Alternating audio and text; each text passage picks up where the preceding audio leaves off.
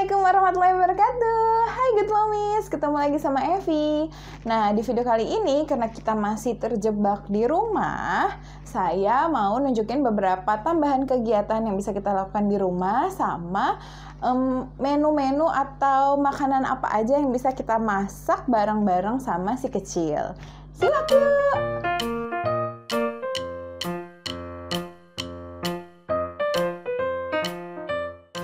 Beberapa hari yang lalu, saudaranya Zack, 2 anak, yaitu Babang Ziap namanya, umurnya 4 tahun, sama kakak Nabila yang umurnya 10 tahun, nginep di rumah.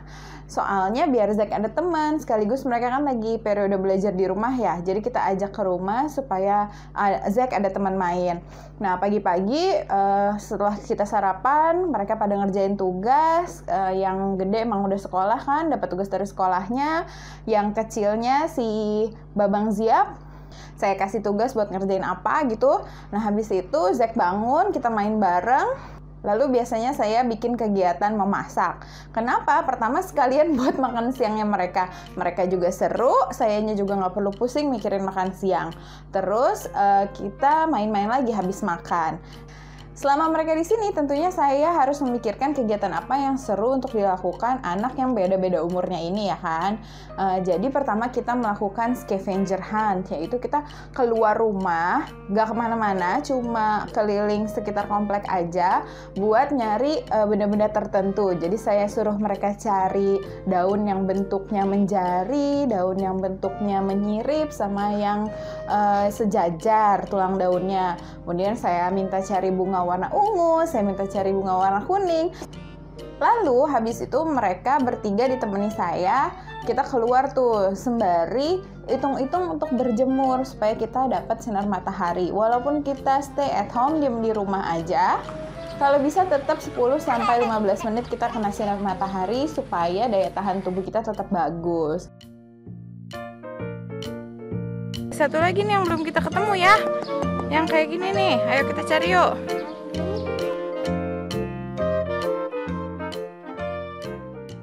Nah, jadi kita cari-cari tuh di lapangan dekat rumah, ketemu kupu-kupu, kita ketemu ladybug, kita ketemu daun-daun yang tadi saya suruh cari, itu ketemu semua, terus kita pulang.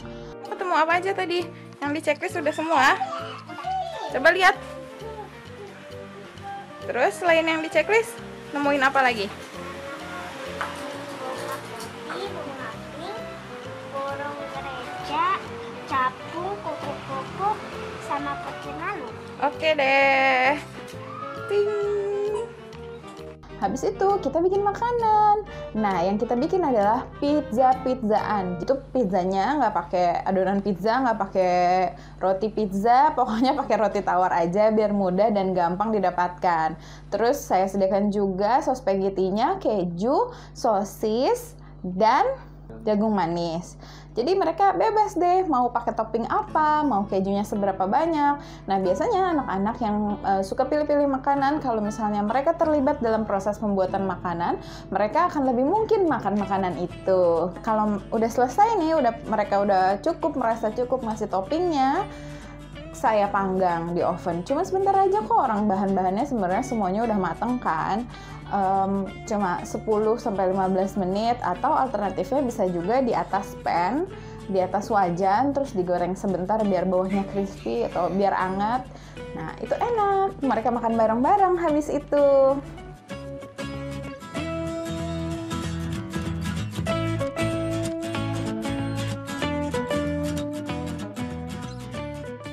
Resep yang kedua yang saya buat adalah coklat chip cookie. Kenapa saya bikin coklat chip cookie? Soalnya resepnya gampang, nggak harus pakai mixer.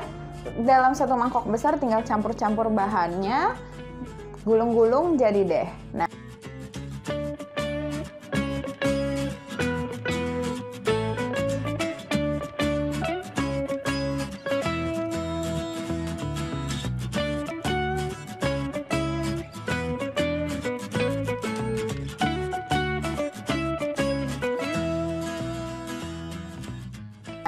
kakak Nabila bantuin bikin adonannya. Jadi saya bilang ini 3 cup, ini cup yang saya pakai, setengah cupan, nggak tahu yang 1 cup nggak tahu kemana.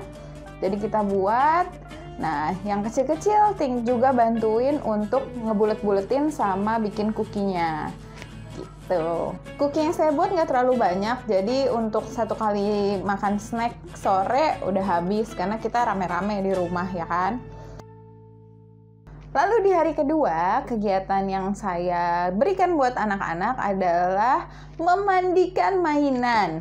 Jadi kalau Good Momies punya banyak mainan semacam miniatur-miniatur hewan atau pokoknya mainan-mainan yang terbuat dari plastik dan udah bertahun-tahun gak dicuci, boleh nih dilakukan di rumah sama anak-anak. Jadi Good Momies sediakan aja air, sabun, sama sikat gigi kecil atau spons.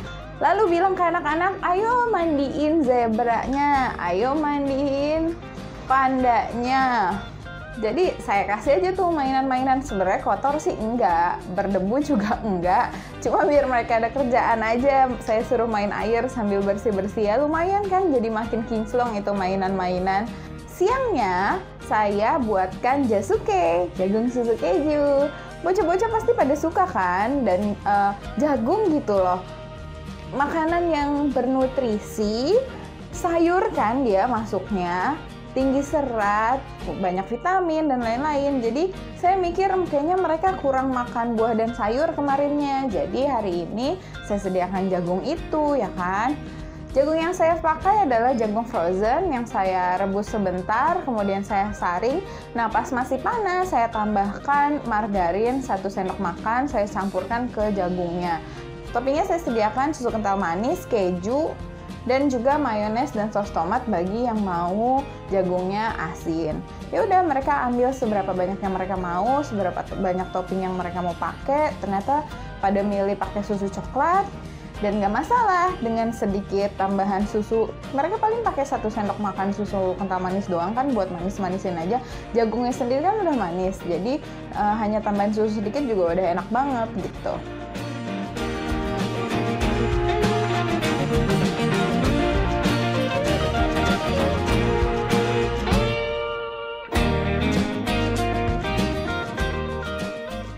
Nah, mereka sudah makan siang, kita buat snack untuk sorenya. Jadi kita masak-masak lagi. Nah, kali ini saya buat bola-bola coklat. Nah, biasanya kan bola-bola coklat itu dibikin dari biskuit Marie sama susu kental manis aja ya. Tapi menurut saya kalau resepnya itu rasanya tuh terlalu manis dan kayak aduh bikin gigi sakit gitu ya makannya. Nah, saya modifikasi. Pertama, saya pakai biskuit bayi. Kenapa? Karena biskuit bayi itu sudah terfortifikasi, artinya punya zat gizi yang lebih baik dibanding biskuit lainnya. Kedua, rasa biskuit bayi itu nggak terlalu manis, jadi pas kita campur sama susu kental manis, rasanya nggak semanis kalau kita pakai biskuit biasa. Modifikasi yang kedua adalah saya tambahkan selai kacang. Kenapa? Ya lagi-lagi karena selai kacang itu adalah sumber lemak baik buat anak, sekaligus juga sumber protein. Dan lagi-lagi soal rasa, biar rasanya nggak terlalu manis banget gitu. Nah, jadi saya minta anak-anak buat ngancurin biskuitnya. Saya masukin biskuitnya ke ziplock bag, lalu mereka tinggal hancurin pakai botol minum yang diisi air. Habis itu tinggal campur-campur aja deh. Masukin peanut butternya, selai kacangnya, kira-kira 2 sendok makan atau 3 sendok makan, terserah Good Momies, sama susu kental manisnya. Kalau masih terlalu kering, tambahkan air. Nah, ini saya pakai meses biar kelihatannya lucu aja sih.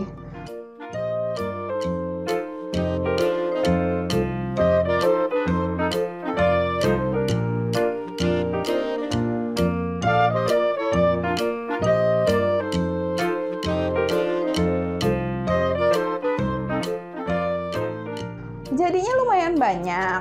Dan karena ini sesuatu yang manis, saya tidak mengizinkan mereka makan terlalu banyak.